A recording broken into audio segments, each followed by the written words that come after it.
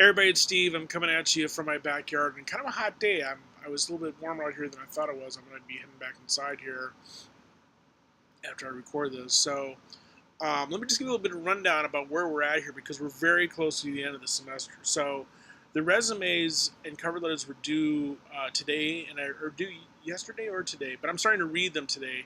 My hope is to have comments on them today, which is Tuesday. By the end of the day today, tonight, maybe tomorrow morning, something like that. Then, of course, the informal reports come in. You're working on the peer review for that right now.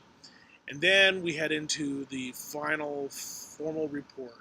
And it's scary to think about, but I mean, we're going to be done with the class in a week and a half. It's just moving so quickly, but what can you do? I want to alert you to two things. First off, there's a slight change in schedule for things on the for the formal report and how some of that's coming about. So if you take a look at the schedule, you'll see what I mean.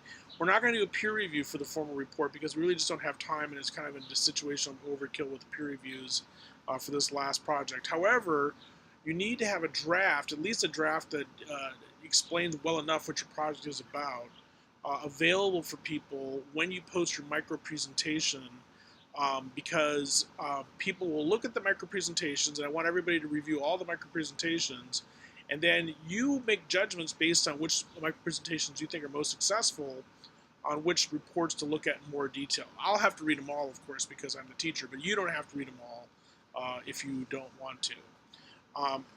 You'll make a decision about which formal recommendation report to vote for as a winner based on the micro presentations and what you look at for the reports that people posted, the drafts of what people posted. The final version of the formal report isn't due until the last minute of class, which is the end of time on August 4th. It's midnight on August 4th. So you have a little bit more time to polish it before you hand it in to me for a grade and all that kind of stuff.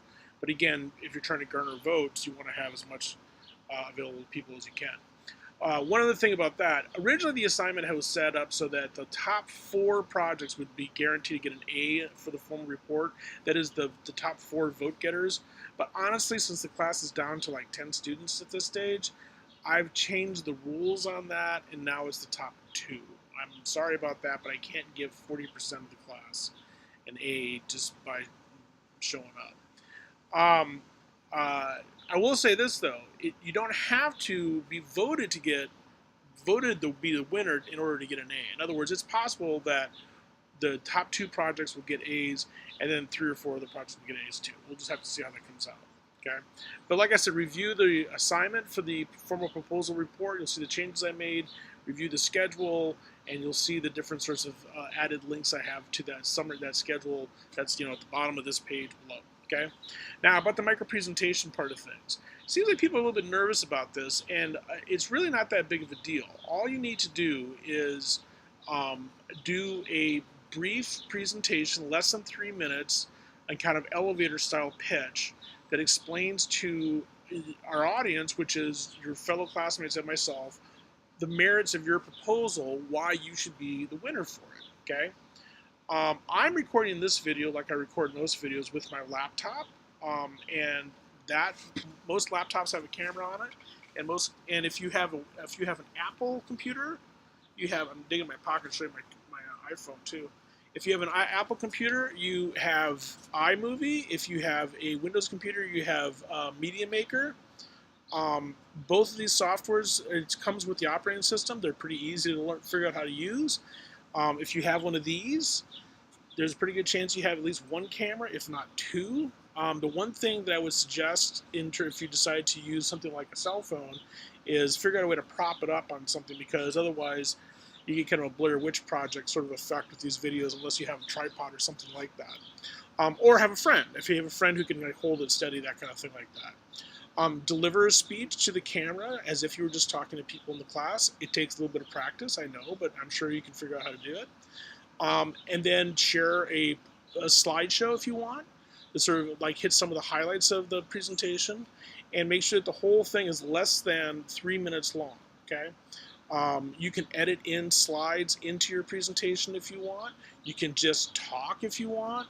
If you wanted to make a PowerPoint movie, so it was just a voiceover for you talking over your slides, you can do that. Although honestly, if I was going to do this, what I would probably do is have my laptop have a script right there on my laptop so I could read through it, practice it, polish it, make sure that it was short and to the point, and then point people to the information in my proposal itself. Okay, hopefully that kind of makes sense. For those of you who said I've never done this sort of thing before, it's like, well, you know, that's what school's about, right? It's about trying to learn to do different things, and one way to teach people how to do different things is basically make them do it. And it's not hard. It really isn't hard, and it's one of the reasons why there's so many stupid videos on YouTube is because it's so easy to upload videos to YouTube. Okay. If you really are totally stuck in terms of like, oh my God, I just don't know how to do this, things like that, let me know, and you can come see me, and I'll show you how to do it in my office, or I'll show you how to do it in the library, or something like that. If you're a far distance away and we can't meet face to face, we might be able to work something out over Skype or Google Hangouts or something like that, but you're probably going to have to seek some help with someone closer to where you geographically are. Okay? I think that's about it for now. The only other thing that I'll mention for now that I usually mention, but I'll be less dramatic about this semester because it's been such a brutally quick semester, the end of time for the course is coming up. It's August 4th, okay? And by midnight on August 4th, that's when you need to have your formal proposal project finished and completed and everything like that. And anything that's outstanding, if you have any sort of like missing work or anything like that, that's all going to be in by that time, by midnight on August 4th.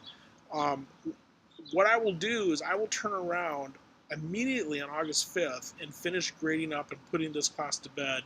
And I should be able to calculate final grades for this class pretty quickly because I've already given you a bunch of different grades as we go along here, so it's not going to take me a long time to figure that stuff out. So that deadline does matter quite a bit.